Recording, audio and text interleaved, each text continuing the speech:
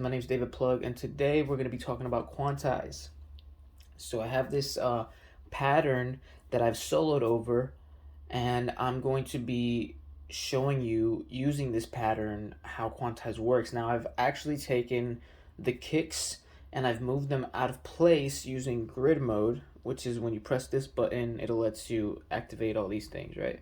So using grid mode, I've messed with the placement of all these kicks, or most of them for the most part, so you could tell that they're off time. Now hopefully, because the issue with Quantize is that sometimes it moves things off, it moves things on the grid but not in the position you want them. So hopefully we don't have that issue right now in this example. So I'm going to be putting everything in time and then showing you what the functions of Quantize are. So let's dive into that. So this is a part of function. I'm probably going to be making videos on function, multiple videos on function. I didn't want to make one video on it because there's a billion things that it does. So just stay tuned for the rest of this stuff. So if you hold down function and you see this little line that says Quantize under this loop button, which is this circle here, if you press it, you get the Quantize menu. It says a note Quantize. We have four options. We have global, track 1, or track, global track, apply, and live recording. Now track just means, okay, let me start off with global actually. Global means that it will apply the quantization to every single track as a whole. Now track just means it'll apply the quantization to one track. So for this example, I'm only going to be affecting one track. All you have to take into account is that if you're going to use global and you've played something live, you have to make sure on every single track that everything's good. I don't like to use global unless I know for a fact that things are going to be placed in a pretty decent spot, or I'm using a very small amount of quantization, right?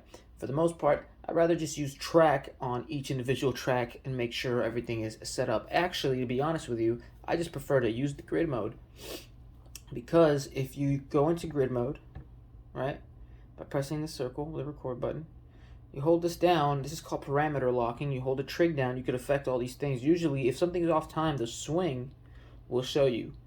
Now, using this, you could go and turn it into the perfect center, which will put it on time. So some people have something perfectly on time and they like to move it off a little bit just to make it sound realistic. That's on you, up to personal taste. So for now, I'm just going to use track. Here's a tip. If you go to track in the Quantize mode and you press the next track, it'll change it for you. Track 2, track 3, track 4, track 5, track 6. So if you're wondering how do I affect the other tracks, just select them, and then you could either go into Quantize mode or you could select them from Quantize mode and it'll switch it for you. All right, for now we're going to do track 1. Then we have apply, which is self-explanatory. It lets you apply whatever you do to track 1 or track quantization or global quantization. And then we have live recording, which is a whole other thing that I shall explain on a different pattern. Probably not going to be as fun or as cool sounding, but I'll explain it to you. It's pretty self-explanatory as well. So for track 1, let's actually get out of Quantize and let's play what do I have right here, so you could hear how the kicks sound.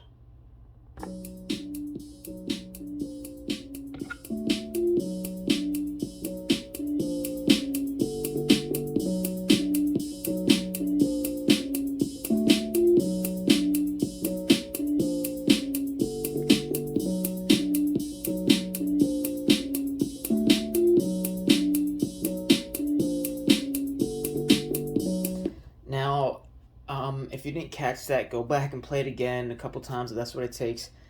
It's not necessarily completely off, because it was already on at one point and I didn't want to move it too off, because like I said before, if you move it, if it's not close to where you want it when you quantize it, it might move it to another step that isn't the one you want. It'll be on grid, it'll be on time, but it won't be the one you want, which, if you have any experience with digital audio workstations, is kind of very similar to working in FL Studios or Ableton and using the Quantize function in those programs.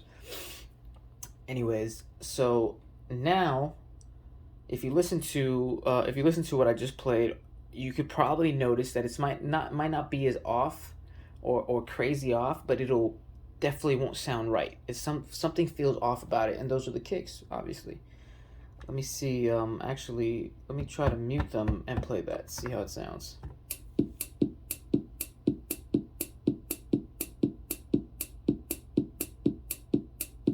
See, I'm going for a straight 4-on-4, which is 1, 2, 3, 4, 1, 2, 3, 4, right?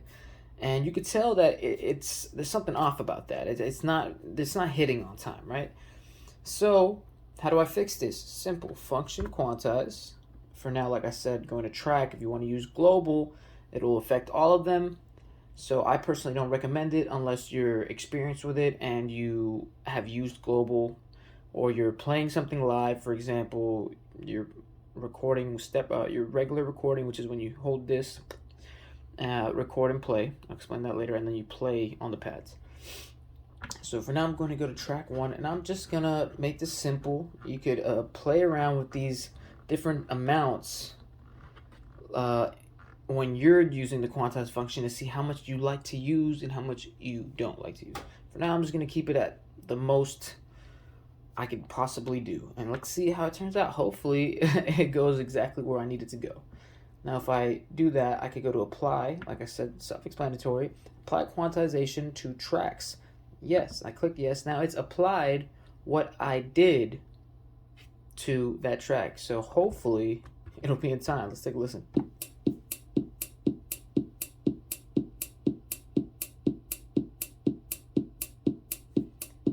Beautiful. That sounds exactly how I want it for right now. Very robotic, not like super realistic, but for the point of this, it's exactly how I want it. Now let's add the other instruments and let's take a listen how it sounds with the other instruments.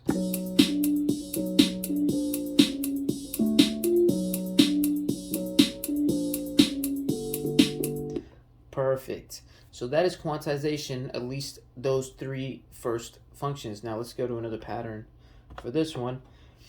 Now, live recording, you can either activate it by going function quantize, going to the live recording function and pressing on or off. There's only 2 options there, right? On or off. Or you can use this shortcut, which is when you go into live recording, which is when you press the record button and the play button, it says quantize live recording, right? That's how I set it last. Now, if I wanted to play it unquantized, which is how I usually play it, I press it again, and now it moved, right, well, now it's quantized. So if I press it again, I press it once, and then I press it again, it changed now to unquantized. So you have to hold it down and press it twice in order to change it. You can't just press it once, let go, and press it again. My bad. So for this example, we're going to use quantized, right? So now it's quantized live recording. Let me add the metronome, which for y'all who don't know how to use that, function, click, then you click on, boom, and now it's on. So let's try to do a live recording.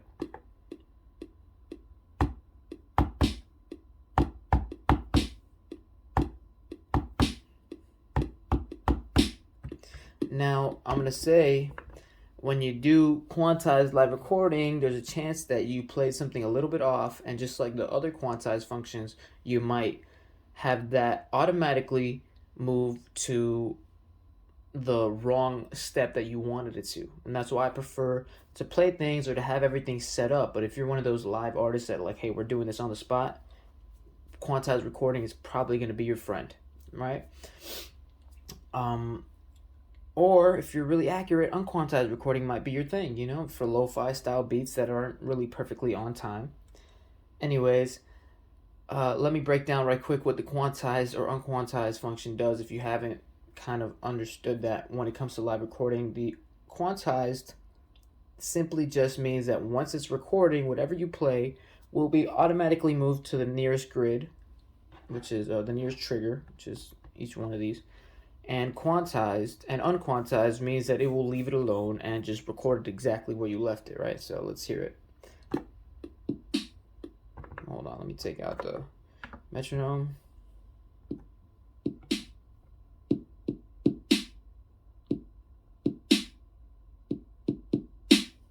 Now I played that really well. I will tell you, I played that really well, and I did not even expect that much of myself. So I'm proud of myself for doing it because that sounded really good. A lot of the times when I do use the quantize function, I'll play it just a little bit off, and it'll move it to a grid, a step I don't want it in. Now, here's where that can be a good thing. Either way, it'll save you the trouble of having to figure out and change every single thing. So now I could go back to that one note that I messed up on and fix it. Or if you're like me, you could just go into it and fix all the notes or just leave some notes off because some notes sound better when they're off. It just gives that a certain realism. So that was a quantized recording. Now I'm going to go function clear, clear the sequence out, and now I'm going to show you unquantized recording, which you should already know if you've already used the live recording function. Let's add the click. Add the click, boom.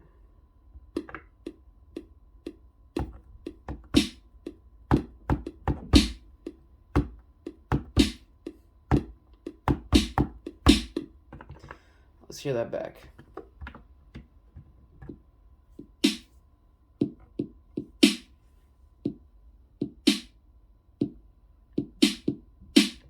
Now, it wasn't too bad, but if I go into grid mode and I click on these, as you can see, this right here, this is the snare. Let's not go into that.